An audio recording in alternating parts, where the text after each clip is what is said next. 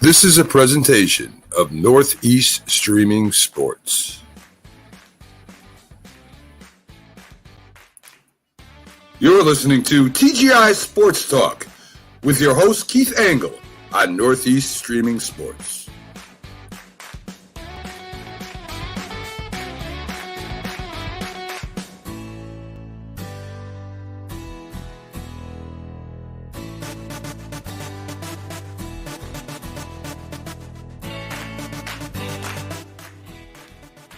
Good morning, everybody. Keith Angle here for TGI Sports Talks. Are you serious? Right here on the Northeast Streaming Sports Network. How is everybody on this Friday morning as we head down the stretch of Major League Baseball, NFL heating up, some big stories obviously to talk about there, and NCAA football. We'll get to the best matchups of the week this week. I'll be joined shortly by my co-host, the Mad New Yorker, Carlos Chavez. Hopefully he has not arrived in the studio yet, but he'll be here in a few minutes. Again, I want to thank everybody who's watching live this morning on Facebook, YouTube, Twitter. This show will replay at noontime today. I'm sorry, is that right? No, not noontime today. This show now replays at 10 a.m. on Fridays. And you'll catch it also periodically next week at 11:30 in the morning. We're going to talk a lot today. And I want to thank all the groups, by the way. Obviously, you guys have been a tremendous asset to TGI Sports Talks and talking to growth. And we're quickly getting towards 2,000 followers, getting lots of play around the country on different outlets, Northeast Streaming Sports being the main one of them, but there's some others that have started to pick up the show and share it, and we appreciate that as well. And the groups that allow me to share it. If I share this, you will get relevant content, I promise. Today we're going to talk about the Major League Baseball races. Obviously, we got big series with the Mets and Braves. We've got a wild card race in the National League with the Phillies and the Brewers tied. The Phillies have a game in hand, a loss column, which is very important with just 7 games left for the Phillies and 6 for the Brewers. This Mets-Braves series, by the way, is played on the backdrop of Hurricane Ian, so it's going to be interesting to see what they do, and it may affect the Tampa Bay game this weekend. We don't know what they're going to do yet, but Atlanta may be spared the bulk of this. We'll see, but there may be some doubleheaders in the offing for the Mets and Braves. Who knows? But we'll also get into the NFL roundup, see where we are after Week 3. Week 4 has gotten started last night with a big win for the Bengals last night. And also, we'll talk about the top matchups in college football today. So we look forward to that and all your comments. Let me just say a couple good mornings. I guess we just got one good morning. Good morning to Alan Perales. Good to have you with us. Rest in peace to Gavin Escobar, underrated tight end. Never had a true chance to shine with the Dallas Cowboys. Died in a tragic accident yesterday. So our thoughts are with his family. And KA's back. Catch me up, bud. Busy week.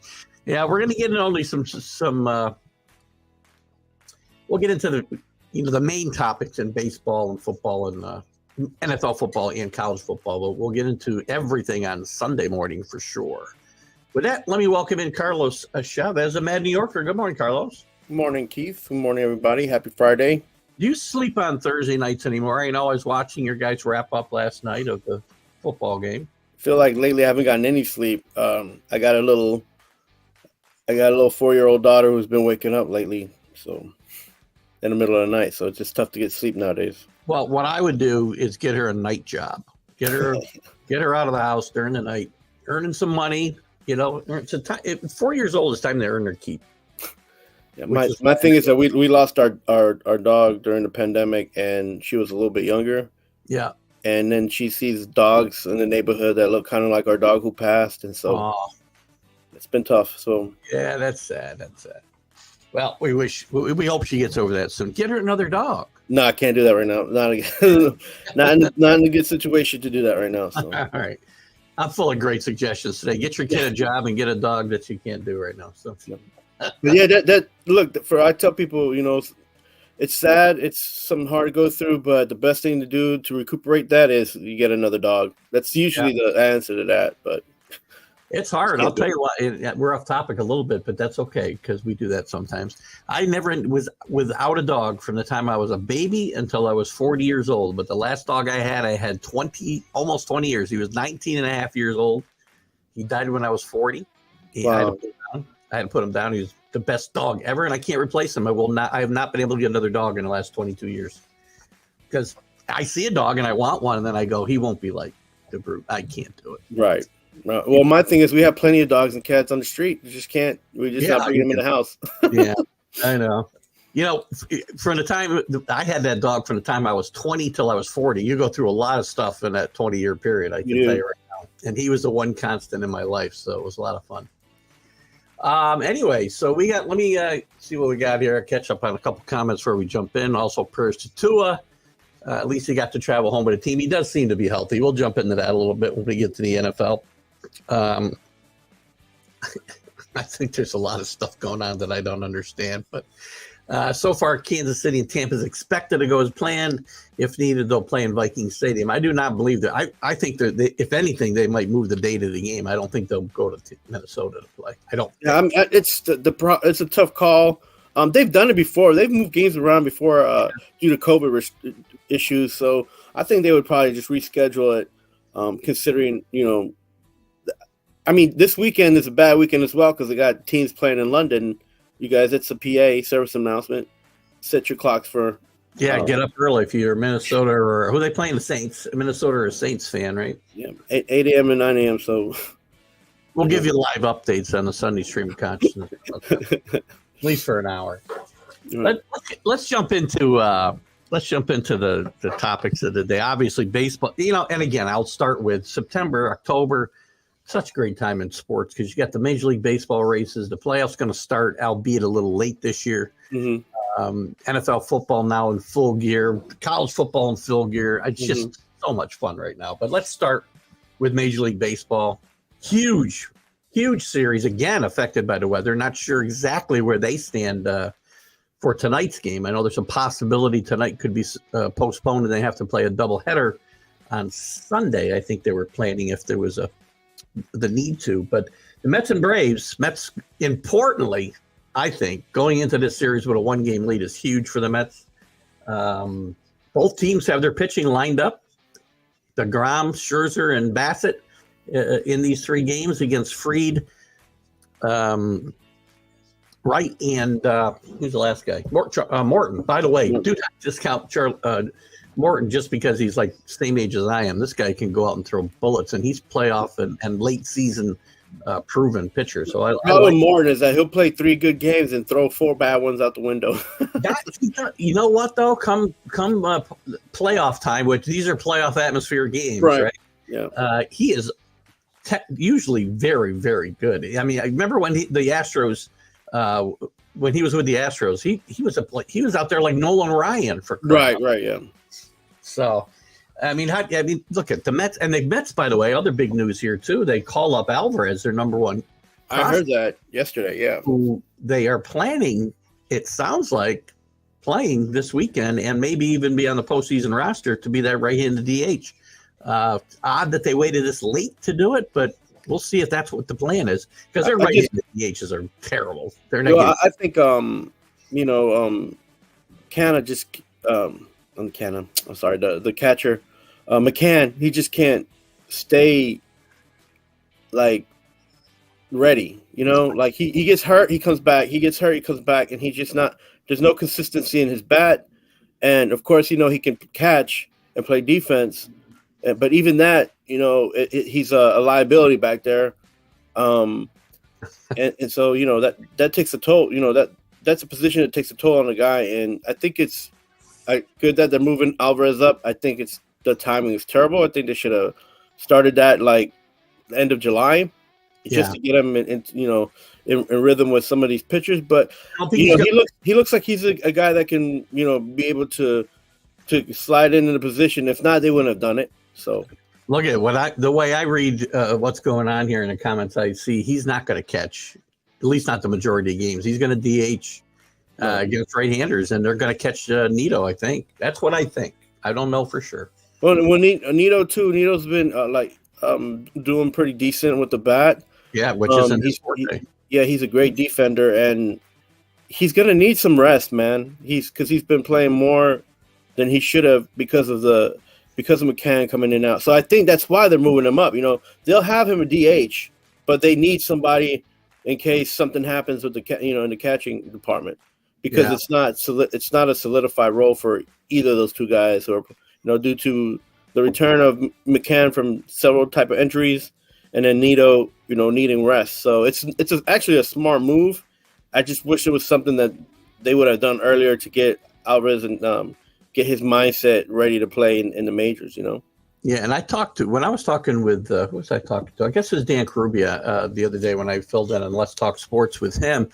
I mentioned to him, and he totally agrees that, to me, winning this division, well, both teams are in, right? So it's a little bit of the drama away, but avoiding that 3-game wild card series, even though you have all 3 of these games at home, is very important. And I think not just for that situation for the Mets, but psychologically for the Mets, who have led almost wire to wire in this race, for them not to win the division now would affect them mentally, I think, going into this postseason as well. So I think it's important that they hold on to this division lead for multiple reasons.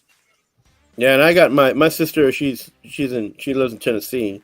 I'm gonna give a shout out to Jenny Brennan. She's gonna be going to the game in Atlanta. So I told her, it was better to come to New York, because at least where I live is a 10-15 minute walk. There's no traffic, nothing. We just walk to the stadium, where you got a 2.5 hour, guaranteed traffic jam to the game. So in Atlanta, outside of Atlanta. Let's say good morning to Robert from Sports Scopes. Good to have you, Sports Scope. Excuse me. Good to have you on this morning, Robert. Morning, Rob. What's up? Was on the show the other night with Robert and had a lot of fun Wednesday night for a half an hour or so. Guys, we will get to your football comments. I know you got some stuff up about too. We'll get that when we move on to football for sure. Yeah, so like the games that were played yesterday that really matter was like the Mariners finally beating up on the Rangers. Sorry, Alan. They needed that win, right? To try to stay above the Orioles. And what are the Brewers doing, man? That's your team. Yeah, look, explain to me, Keith. What are the Brewers doing? Yeah, let me go to the American League first. I mean, let's do this. 3 spots are pretty solid. I mean, I think the Blue Jays still have a 5-game lead with 6 and 7 to play or whatever. I think that's safe. But all 3 positions could juggle for there's one of those teams that are going to get to play all 3 of their games at home. Right now, that's the Rays, and that's an important consideration for these 3 teams going down the stretch. As far as the Brewers, they can't seem to find a way to play their way out of this race, because the Phillies have imploded here the last couple of weeks. They're on another long losing streak, 5 games. They're now virtually tied, although the Phillies have a game in hand in the loss column, which is important. But the Brewers may end up, look, at whichever one of these teams gets in, they're probably going out early in the first round anyway, because they're not going to play at home. And they're going to match up. They're going to match up with the Braves or the Mets. And I think it'll be a quick exit for whichever team gets in. But it does make for a good race, I guess. I mean, look, I'm not for this extra wild card. I never have been. I was never for the wild cards in the first place. But I will admit, in a season where there wouldn't have been a lot of drama coming down, except for one division race, the wild card races have provided a little bit of that. But I mean, what's going on in Philly? It's like they want to be in the playoffs, but they don't want to be in the playoffs. Like like the coach all of a sudden is like, he's trying to be steady and as passive as possible. And I'm just like, man, you got to be aggressive. You got to go out there and get your team riled up, and you got an opportunity. And he just seems like he's already looking forward to next year. Well, he doesn't. He better not look forward to next year. As much as I like Rob Thompson, he's not guaranteed to this job unless he makes the playoffs. In my mind, if he makes the playoffs, he's going to get this job. I'm certain of it, because he's taken a flawed team and kept. This is not a picture perfect team, defensively, pitching wise. But he's done a very good job keeping his team in contention. But you can't just implode at the end of the year. That's gonna impact his status as the permanent manager or potential permanent manager. Well, there's an opening in Florida that he could always slide into. If they're smart enough, they might look into him. I mean, as long as he puts a good staff around him, he could be a manager at any team. And that job in Miami, though, I mean, gosh, they're never going to win. Never. That team puts together one good team like every 15 years, and wins a World Series. But okay, so, but this is baseball. Like, this is what it is, Keith. Like, I mean, the expectations that these teams have. Like, I mean, even when the Marlins ended up going into the World Series, nobody expected that, right? If you think about it, when they won the World Series, nobody expected they won in 2003. Yeah.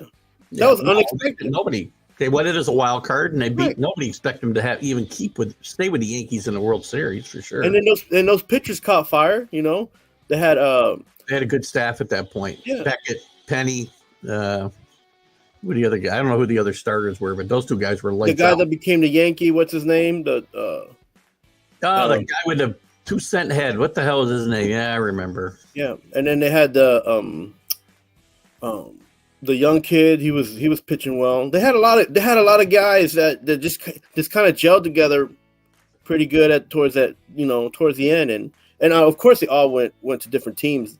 You know what I remember from that World Series is forever lost every bit of respect I ever had for David Wells as he walked off the mound in the first inning of that in his start in the World Series in that game.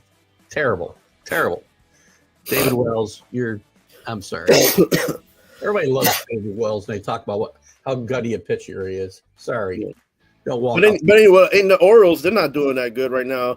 Good morning, Bob. Trying to get into that last spot either. I mean, but to their credit, they're young guys. They're young, and they're trying to find a way to learn how to win. It's a good job. Boston, they played 2 good games and 3 bad games as well. Yeah, but look, Baltimore's done a good job this year, making some tough trades when you want to stay in the pennant race or the wild card race at least. And they did both. They made the trades they needed to make, and this organization finally looks to be making some strides in the right direction for sure. Let me look at a couple of comments here before we. Dodgers versus Astros, or am I jumping the gun? Well, I wouldn't say you're jumping the gun. They're the favorites, and it's going to be tough to knock either one of these teams out, CA. But, the Yankees have played better baseball. I am back to where it's Yankees and Astros in the American League. Don't count out the Braves, though. I think the Braves have got what it takes to be a repeat champion, which doesn't happen very often, especially these days. So, but they don't have Freddie Freeman this year. Albies is out. Their pitching staff they have the thing is the middle relief is a little bit stronger than a lot of the teams that are going to be facing. So that stretches out those games. But here's a problem with the Braves that I feel is going to catch up with them. Even though they have enough pitching to get them through the games. Kenley Jansen. Can they make enough hits while those pitchers are like stretching out the game? Is there going to be enough in the tank of the Braves to make sure that they get they get enough points? They'll miss Freddie Freeman now. This is where they'll miss Freddie Freeman's leadership is right now. Yeah, I think. And Acuna's banged up too, I believe, isn't he? Acuna's off and on again, but I don't know if they have gotten what they wanted out of Olsen. This guy what's Ozuna's like back and forth. That's a guy that they don't want to depend on, but he might come in the clutch. So they have a decent team. The record shows it, but like when you watch them, and the same thing with the Dodgers, is like they have a good team. They're not the same team as the ones that won the World Series, both Atlanta and the Dodgers. They just look like they're not as deep, and I think that's where the possibility for the other teams to get at them is at for this playoff run, is that they're not, these teams, both of the teams are not deep enough, right? So there's not that one clutch pitcher that's going to give you that game guaranteed, and that's what they need, so that mentally they can make sure they get those hits, because getting hits is not it. it's not the easiest thing. I don't know if people have been watching baseball this last season, but look at the team like Milwaukee that you thought was going to be, making a better run, not having to try to, catch up. Milwaukee should have been leading in that division. They have a ton of good hitters. My World Series pick. Yeah, I mean, the thing is that they had a depth in hitting, but everybody's like, that's why I argue with people. The Mets didn't need to pick up a bat. They needed to pick up like 3 or 4 players that can hit, because you don't ever know when that one guy, if you gets hot or not, and that's not what you want. That's what they tried to do, and only one of them actually came through. So even with the Mets getting Naquin, getting Vogelback, and who's the other guy they got? Ruff spent a total. Yeah. Ruff spent nothing. Ruff. Out of all those 3 guys, they've gotten a little bit out of all of them, but nothing consistent out of all of them. And and think about that. That's 3 players, you know. And Josh Bell at the Padres, the same thing. The difference between Josh Bell was that Josh Bell knows it has a good eye, and he gets on base by walks. But when you need a hit, man, you guys. I'm watching the Padres game the other night. You have Machado got walked, and what's his name got walked? The guy that just got from Washington, I can't think right now. Soto got walked. Then comes up Bell, and you're thinking, okay, this is a position that the Padres want to be in, right? And then he gets, he finds a way to get on base. He didn't really produce anything. And if they didn't walk the catcher, it would have been a walk-off walk. Look, the Soto trade was made for the long run. We know that, but also for the short run. Nobody's produced for the Padres that they traded for. Drury hasn't hit, Bell hasn't hit, and Soto's not been the player we expect either. So the Padres, they're another team that's going out in the first round, maybe in 2 straight. I think. So to my point is that pitching is going to be extremely important. I mean, it's always important, but it's going to be extremely important this playoff run. Which is why I'm not crazy about Allen's pick here. While the Cardinals' pitching's been good, Monty's pitched good since he got traded from the Yankees. Quintana's pitched okay. It's a different game in the playoffs, and I just don't think these guys. They've pulled away. They haven't played a lot of important games here in September, and I think it's going to come back and bite them. Keith, what I want to see, to be honest with you, is these bats to wake up, because that's what's most exciting, right? Yeah. I mean, can you imagine all the depth that the Mets have? For instance, you see hits coming out of Lindor. You'll see hits coming out of Alonso. You'll see Escobar's. He's been doing all right hitting the ball. Escobar's actually come back to life here the last month. Marte might not be back, so that might still kind of hurt him. Ncaa needs to hit. Like, we're in the beginning of the season, everybody's like, "Oh yeah, we got a good fielder who's got a good bat. He's going to give us some depth." Hasn't been on and off. You have McNeil on and off. Like these guys need to find a way to get the bats going, and it's crazy. Runs become a premium in a postseason, and there's nothing wrong with winning games 2-1, 3-2, and the Mets are built to win those games. So that's one thing I'll give them some props on, and help their potential to move forward in this playoff series. One couple quick notes: Blue Jays have not yet clinched the playoffs. No, they have not. No, losing last night hurt them. They will clinch. I mean, they're, like I said, they got a 5-game lead with just. I guess 6. What a club, man. What a club full of talent, youth, speed, decent pitching. They just can't get over the hump of closing out games. You know what's wrong with teams like that? The game against the Yankees, game 2 against the Yankees in this last series, and it's what's wrong with a lot of guys in baseball. Vlad turns a stand-up double into an out at second base with the game on the line. And if I'm the manager, I suspend his ass, pennant race or not. And here's the thing. The manager comes out and he chastises him after the game for doing that, not hustling out of the box, getting thrown out at second base. But the problem is these guys let this stuff go on all year long. They let them loaf like this. They let them stylize, whatever you want to call it. And then when it counts them in a big game, then they want to get on them. You should get on them from spring training on, and they won't do it. Oh God, it's so frustrating to watch that stuff. And what's his name? Schneider, the interim manager up there. He should have been all over this before that play ever happened.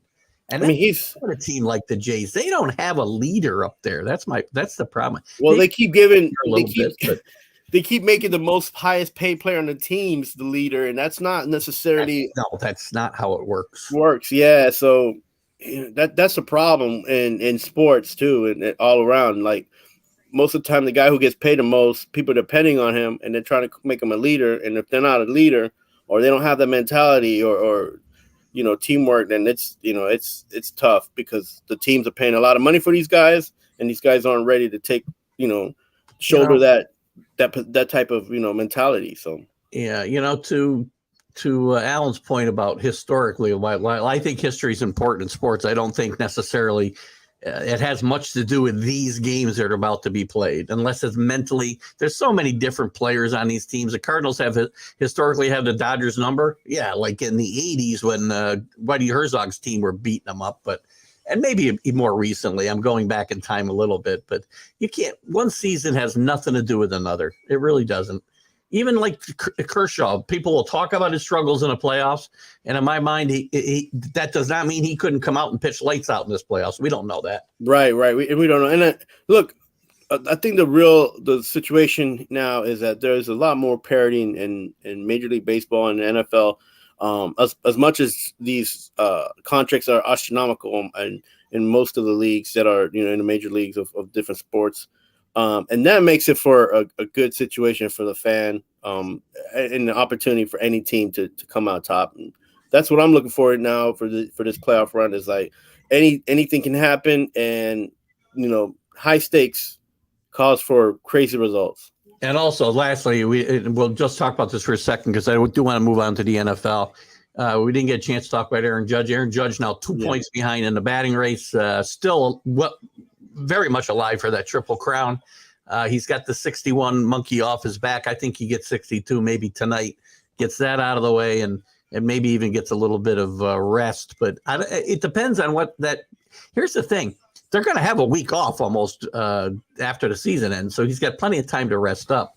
I'd like to see Aaron Judge get this Triple Crown, and then we'll talk about this later because this is a whole different conversation. Well, they got about 6 more games, right? 6, 7 more games, something like that. They do. He's got plenty of time to do this. I think he'll get it out of the way in the next. What I don't like is coming up because I got to see the other home run race with McGuire and Sosa and hear and I got to hear about Pete Rose and all this guys. Totally erased from my mind, by the way. But that's okay. But like the asterisk and all this stuff, look, it's just like what happens in the real world. History takes place. It happened. If you support it, fine. If you don't. But it's there. You want to put an asterisk on it, put an asterisk on it. But I'm not liking that. I'm not liking the fact that Roger Maris's family is saying that Judge is a real winner because he's not a cheater. I mean, that's entitled to that opinion. That's opinion, and at the end of the day, what's on paper is on paper. And same opinion. It's the same opinion. Probably 70% of baseball fans would have as well. By the way, right? I mean, listen. Even if that is a point, like that, a lot of people support that idea and opinion. What's happened is that these guys they're in the record book too, and look, just because you take any kind of steroid it's not going to make you better.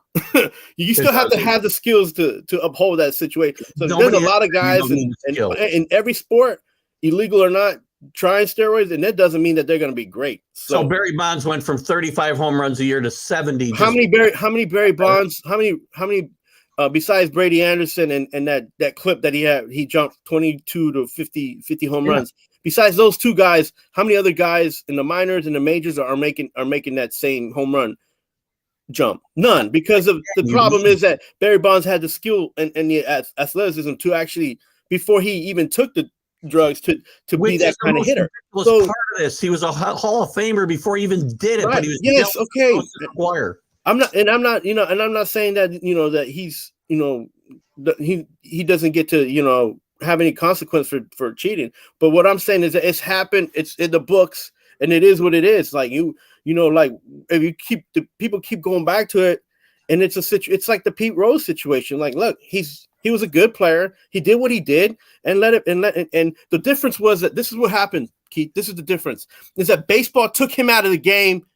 They took him out of the game. They said, you know what? You're not part of the game anymore. Had they did that with all these guys who were in the steroid era, had they did that, it would have been nobody would be talking like this now. And this is what happens. But the problem is you can't take something that a guy that's a key integral part of history and make him disappear, because that's not how that works. I'm not saying they should disappear, but I think they should be like Barry Bonds, Pete Rose. First of all, they're totally different things. Rose didn't affect the record book. How many hits he had wasn't affected by him betting on baseball. Right. No, of course. Bonds' home runs were affected by taking steroids. Yeah, but I put them both in a Hall of Fame, and I tell their story, warts and all. I put them in there. But I can also, at the same time, say to you, the real record is 61. In my mind, the real record is 61. And but the more that people keep bringing it up, the bigger, these issues of the Hall of Fame, who deserves to be in the Hall of Fame, who does. Look, put them, if they're in the record book, put them in there, and then just put an asterisk say that they didn't do it the right way. And don't compare to Major League Baseball to the Hall of Fame, because they're not affiliated. Major League Baseball has nothing to do with the Hall of Fame. No, of course, no. But the thing is that they are entwined, and that's the biggest problem, is that they're entwined. Yeah, I agree. But everybody, there's going to be a certain camp that says, oh, whatever, we don't know who did them, and I don't know who did them. No, and at the end, look, and here's the problem, and the biggest issue today that exists is that even with this situation in the court cases and Balco and all that, and drugs still exist in baseball. Oh, they always have. They existed. Yeah, and they've been there since the beginning with alcohol and tobacco, and now with these different types of drugs that are chemically, enhanced, and also, these steroids and different type HGH and all. They still exist. They're going to be part of the game, because people are going to cheat no matter what. Now, the difference is, it's not cleaned up. The sport isn't cleaned up. And when people say that, oh, well, baseball is different now. No, it's not. It's still the same thing. The problem is less and less people getting caught, because less and less people are doing it. Well, baseball's different. That's another whole show we can do. I'm happy for Judge. He bet on himself. He has had a great season. I have a feeling he might hit 2 or 3 more before the end of the season. They're thinking about giving him a break, but whether they give him one or not, that's up to, he's going to get paid. We'll talk about that after we get through the playoffs, because Aaron Judge is about to become the wealthiest man in baseball, by the way. So anyway, I don't know about that. I want to short thrift the NFL. We had a couple of comments that we should get to off the bat before we start talking about some of these winners and losers. I want to go back to comments that, if I can find them. CA and Alan started with some comments about last night in Tua. So let's start. We had Cincinnati beat the Dolphins last night. A scary injury to Tua. Oops, that's not the right one. Should Tua have been playing last night? He was surprised by the reports prior to yesterday. He was cleared to play, come back in the game last week by the doctors, went through the protocol. The Players Association is looking into this independently of the NFL or the Dolphins or anybody else. If you're going to have a protocol, it seems they followed it, and there was no reason for him not to be out there last night. And I don't know that last night's incident is tied to last week's at all. So, right. An ugly incident. I'm glad he's okay. It's a different story. So, we'll start there. What were your thoughts on last night's game real quick and the Tua situation? And listen, I don't think he played all that well before he went out anyway, so I don't think it cost the Dolphins the game myself. But because Bridgewater didn't play horribly. No, and kudos to the team for moving forward after Tua got hit, after the Tua hit and him getting carted off. That's not easy to see as a player or even as a fan, and to try to get focused back onto the game and get the game going, that's a tough feat. So Bridgewater did a good job for the Dolphins.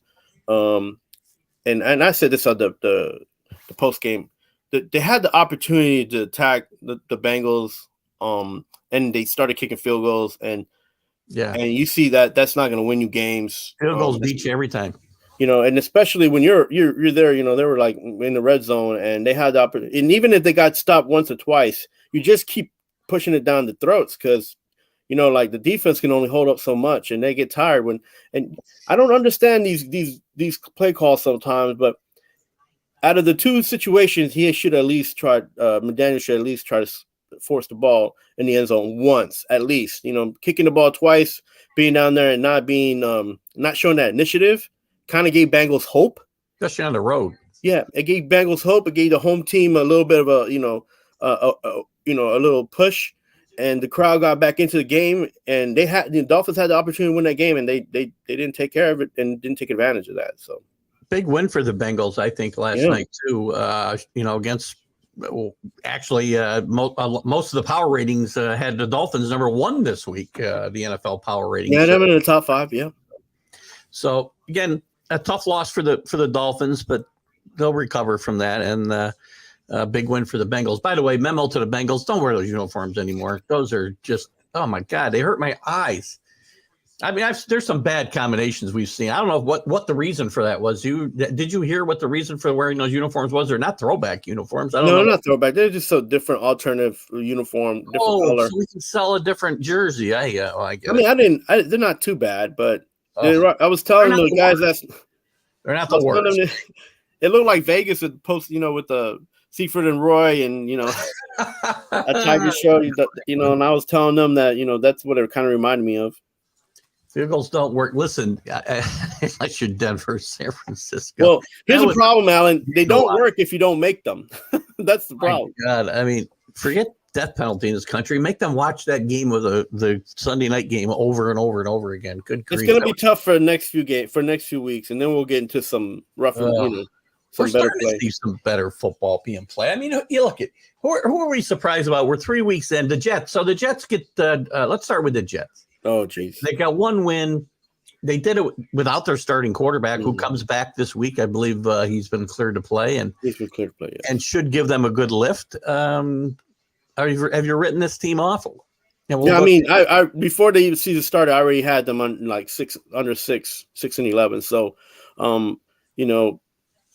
let's talk about progress, though, not just wins, because that doesn't necessarily So, but you can't have progress if you don't have a management team that produces and teaches their players to get better. So you get better. As you get better, you produce wins. And the Jets management team is like half and half on that. And the reason being is because they don't have an offensive coordinator that has any experience.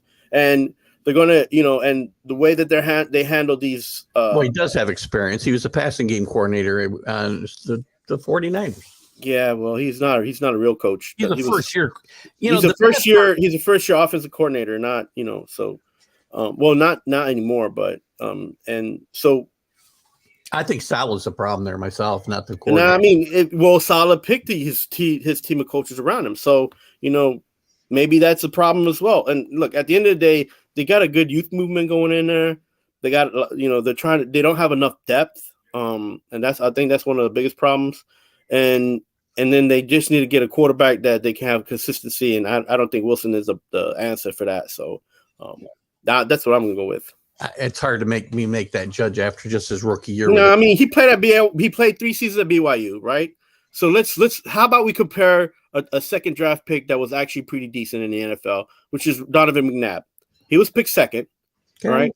And he was actually even a runner for the Heisman. So Wilson was not. Wilson wasn't even on that list, and he played a great game versus Hawaii, which and he made his numbers go up so high on some of these other teams in the Pac-12 that they were like, okay, this guy's got an opportunity in the future in the NFL, which maybe so, but not as a starter.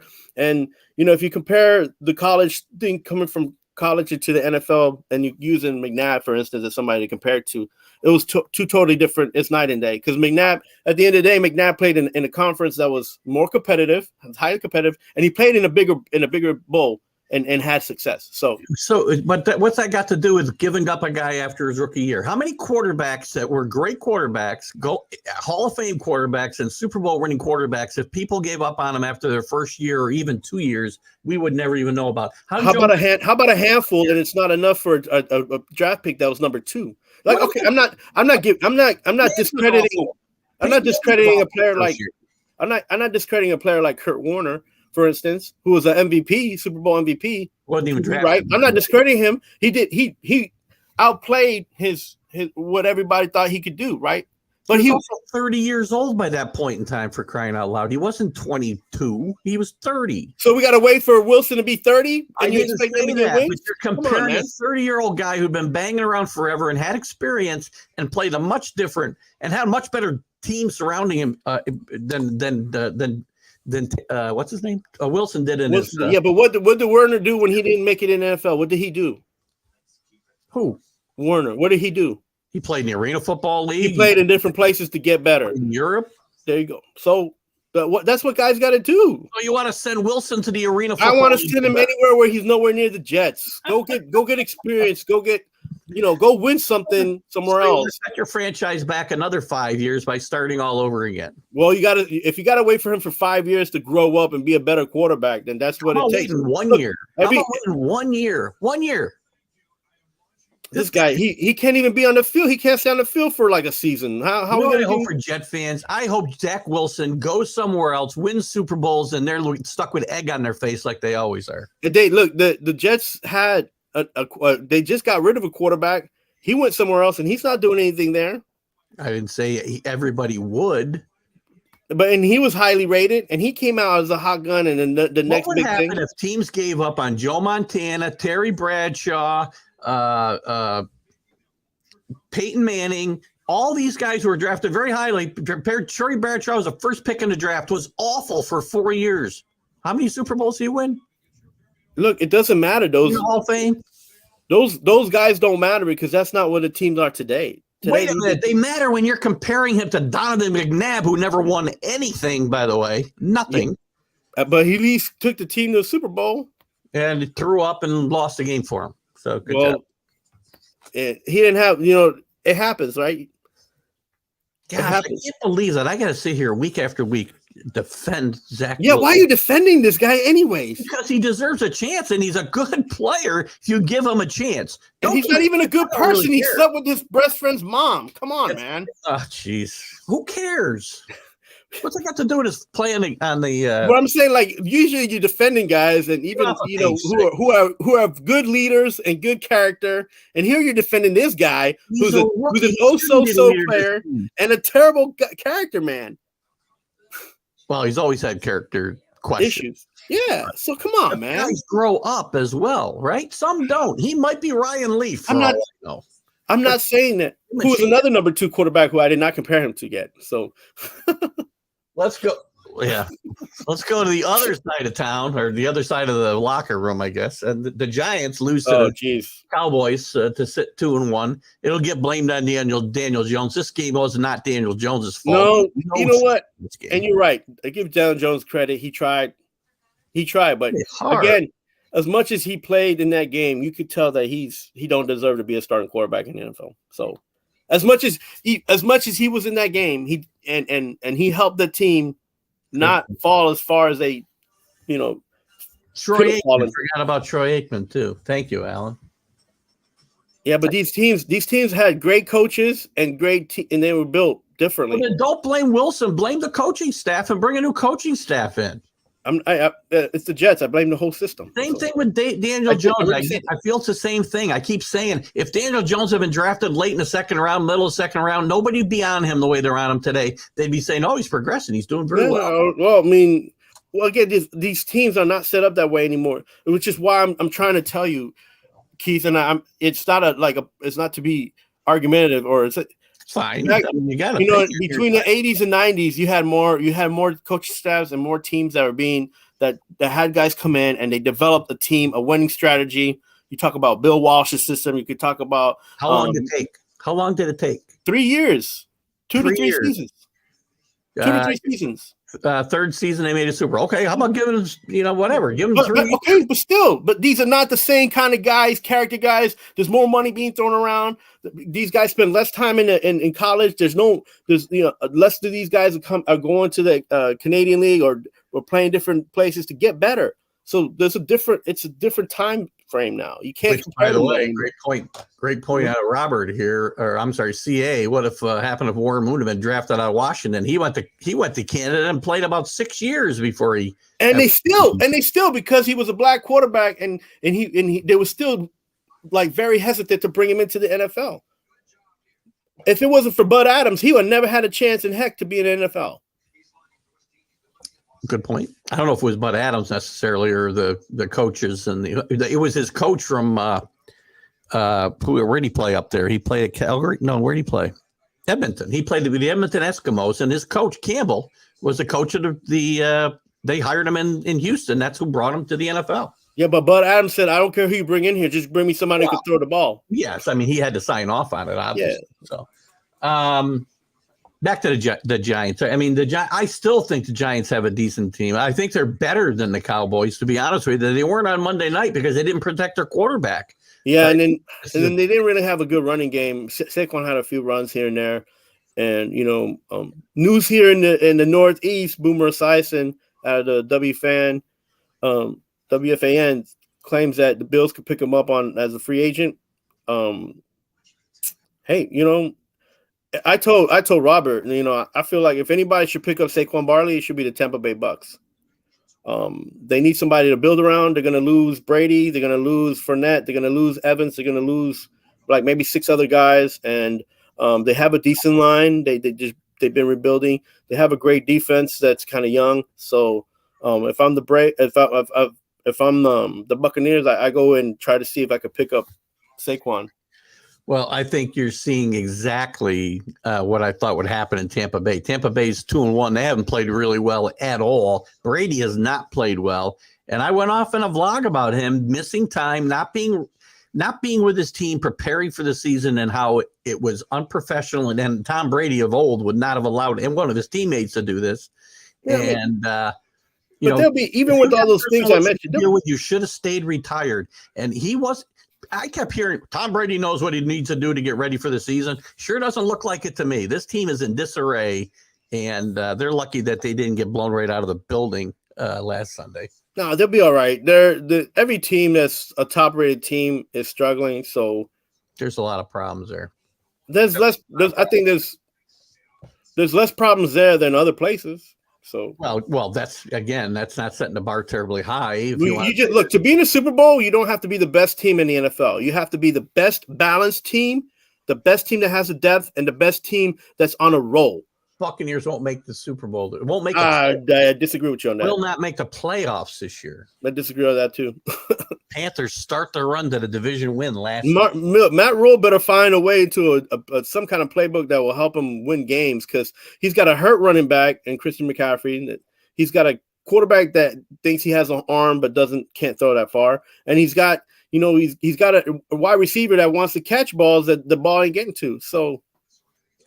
This team has played well enough. The defense is good. Games, by the way. The Panthers team defense is good, but their offense needs to score points, man. I think they'll be fine. Actually, I really do. I think what you saw last week. Listen, they could have won all 3 of these games. They were in a position to win all 3 games. But Keith, you got to score points, man. That's the point. I don't disagree, but they scored more points. So who scored? Okay, so on the Panthers, who's scoring the points? Well, without McCaffrey, this team's dead in the water. Okay, and he's already hurt. So what's next? Who's next? Well, he's not out. Definitely. He's not out, but he's not going to be 100%, and that's what you need out of him, 100%. I don't know if he's played 100% ever in his career, that guy. But he's had a few games where he was 100% and then got hurt. It's a shame how fragile this guy is, because he'd be such a great player. He might be the best player in the NFL if he played healthy. What else is going on in the NFL you want to chat about? Who else? How about the Bills? The Bills and Dolphins last week. How about the Bills? I mean, is that game? I think the Bills just had a stinker. I still think they're the best team in the NFL. And they just could not. Again, a great example of not being able to get the ball in the end zone near the end of the game when they had a chance to maybe win the game. So the Dolphin defense played very, very well. And the Bills, they always struggle in Miami anyway, so I wouldn't get too overexcited about this game. Especially since the Dolphins came back and lost this week. What's crazy is the reaction at the end of the books getting thrown all over the place and the desk getting slammed, and I think that says it all for that football game. Listen, I keep telling people you can't give somebody a Super Bowl; they got to earn it. Yeah. And Allen's a great quarterback, but he hasn't won anything. He hasn't won a Super Bowl. Some of these young guys, they're good players that haven't won Super Bowls. They got to earn it, man. Let these guys earn it, and then give them credit where credit's due. But what's sad is when a quarterback earns a Super Bowl and gets very little credit because they say that the defense won the game for them. I will say the Giants are better than the Cowboys because the Cowboys haven't shown me anything either. I mean, yeah, I get it. They're 2-1. Cooper Rush has played better than he was supposed to, but he's 3-0.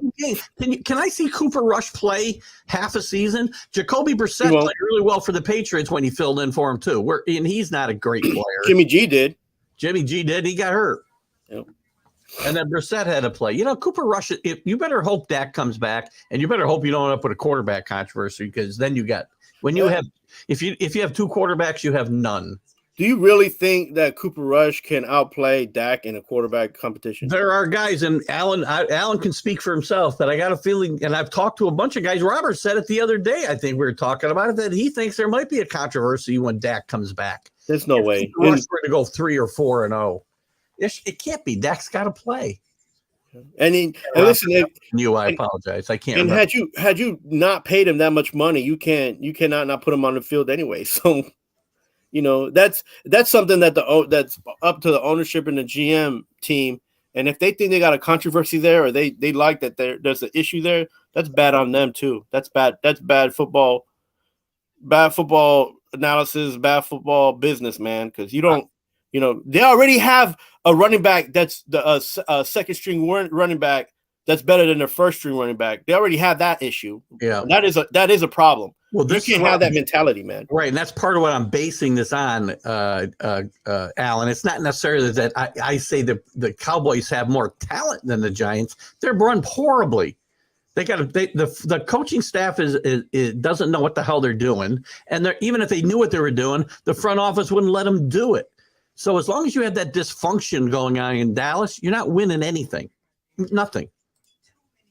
What they got? They got with the two quarterbacks. And look at two quarterbacks. If you have two quarterbacks, you have no quarterbacks. Real quick, Jacksonville. For real? They're on the up. They'll be okay. They got a. I'm sorry. This team might be the favorite to win the North South now. Yeah. No, they're not going to. Who else is any good? The Titans will be okay. You'll see that. They'll be okay. They won last week. Points so far. They've been horrible. It doesn't matter. They have the. Why does it not matter? Okay, listen, Keith. They had the best coach of the year last year. Come on, man. Great. They have. You don't have the weapons that you had before. Derrick Henry is keyed on and taken out of games.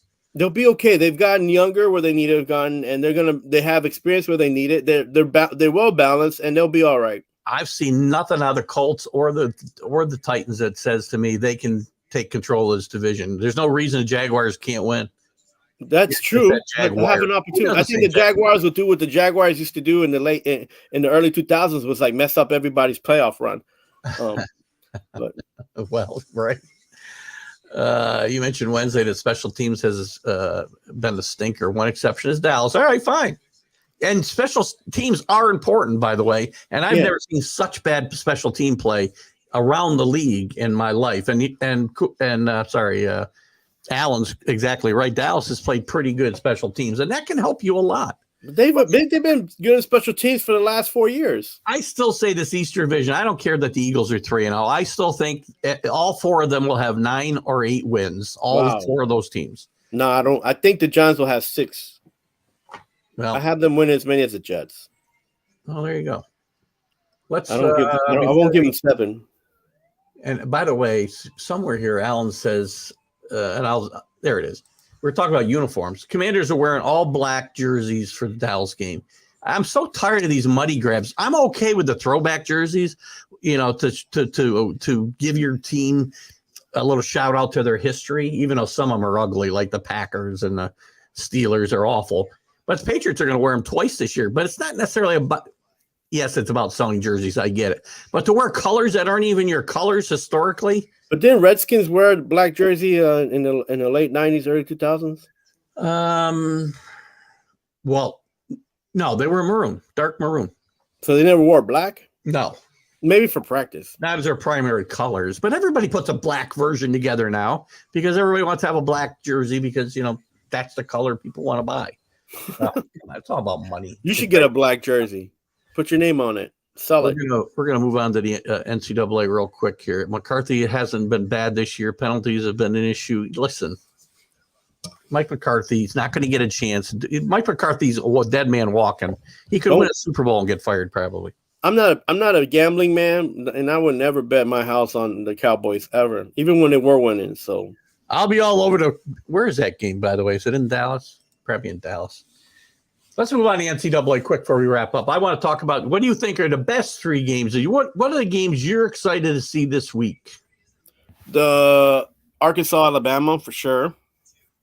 Which one are you looking at? I got 3 games that I really am excited about. 2 top 25 matchups. North Carolina State, Clemson. See, I don't know if I could get excited about the ACC, but that's that would be a good game. SEC elitist, we know that. That's the Washington game I'm excited about. I can't find my banner for this. You're excited about Washington. You know what? Washington, I'm excited.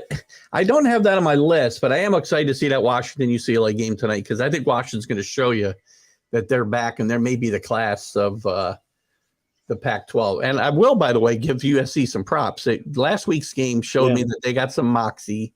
And but that's Oregon State for not scoring enough points, man. Agreed. I mean, that's an improved team. And USC's defense had something to do with that. But USC being down 4 points in that game also showed me that they've got a chance to come back here. And look, it might be Washington. Maybe they do get a team in the conversation for the playoff because if you could see Washington and USC possibly undefeated in the Pac-12 championship game because they don't play each other in the regular season. Here's another game I'm excited about: Kentucky against Ole Miss. I was going to say that one, but I didn't want to sound like an elitist. I've got a tough. Yeah, I know. You can use your. As long as all 3 of your picks are in the SEC, like, John DeLon thinks there's no other, only Ohio State can root for outside of the SEC. This is an interesting matchup because Lane Kiffin, who I like a lot, has done a good job in the transfer world. The team's played well. They're undefeated. Kentucky's undefeated in the top 10. I love Kentucky, and I love them in this game, and I think it's going to be a lot of fun to watch this game. And I'll give you one off the board. And this is going to be kind of a shout out to Alan, Kansas and Iowa State, because I'm interested to see what Kansas can do now that they start conference play. They're 4-0. Leopold's doing a great job, but I still think this team falls to earth and is around 500 in the Big 12. Yeah, which would be an improvement for Kansas. I get it. Texas Tech, Kansas State. That's a good game. I'm gonna try to watch that one. I want to see what both teams have as far as being able to be in the middle of the season. If they have enough depth to actually, if that record kind of reflects what the team really is, because sometimes you get you start hitting the wall here when you gotta get ready for trying to qualify for these bowl games. So I want to see if these teams have it. Agreed. Here's Alan's picks: NC State, Clemson, Iowa State. Alabama, Arkansas is another one that's an interesting matchup. Yeah. Alabama going to Arkansas. I don't think they're going to cover here. I think they'll win this game by a touchdown or so, but not 17 or 18. I want to see if Alabama can be real. This is a good test for Alabama. So. Who did Kansas play in the conference, Alan? Did they play a conference game already? Must have played West Virginia or somebody. There you go, West Virginia. Didn't the Eagles prove you need to quarterback sometime? And again, we're regressing here, but the Eagles had a backup quarterback. They didn't have 2 quarterbacks. They had a backup that could come in and play, but he was obviously the backup quarterback. So, I feel bad for NFL teams because they're not that many serviceable QBs right now. So, no, don't you owe me another game to watch this week? Oklahoma plays TCU. Another interesting game. Sonny Dykes doing a good job at TCU. Could going to be a little mad this week. Could this be the fall of the rise of Oklahoma? Right? Because if they lose this game, I think the Big 12's. I know you get on the ACC, and I say they're good because they're deep. There's a lot of good teams. There's not one great team anymore. Clemson's still ranked high, but they're not what they were for a decade before last year. But I think the Big 12 is kind of the same way. There's a lot of really good teams, and Oklahoma, Texas, those teams may not be the teams at the top. You could see the TCUs and the Texas Techs moving up here, and maybe even Kansas. Who knows? If Oklahoma loses to Texas, Christian, right? If they lose, do they make it in the top six? Oh, they'll be falling to the 20s. No, but like towards the end, would they still have enough gumption to make it toward? It's going to be very hard. They'd have to run the table. Obviously, they'd have to win the Big 12 championship. Yeah, right. Another good game in the Big 12 this week is Oklahoma State at Baylor. I think that'll tell a lot. But I love Oklahoma State. Again, I like the coaches everybody loves to hate, like Mike Gundy and Lane Kiffin. But I'm at Baylor. Baylor's. I don't know about Baylor, man. I get a little bit nervous about Baylor. Actually, another good game this weekend is Wake Forest and FSU. CA's exactly right that FSU is playing good football. I talked about it. We got to wrap it up here, but I talked about it Wednesday night. Mike Norvell trying to save his job there, and he's done a good job so far. So, yeah, and then go ahead. The game versus Missouri. Missouri's probably gonna be done after this. So. I don't. Missouri's. It's been a while since they've had a good football team. They need to get Gary Pickle back there. Yeah, they need to do something. He's a good coach. Listen, guys, it's been a great show. I like that, CA. Talk to me, hello, man. Hours go by so fast. CA's the man. You are. We had this conversation the other night who the man was, and everybody was calling you out, Carla. All right, guys, thanks for watching. We'll be back next Friday. Keith Engel for Carlos Chavez, the Mad New Yorker. Thanks for watching us on Are You Serious? We'll see you next week. Have a great day.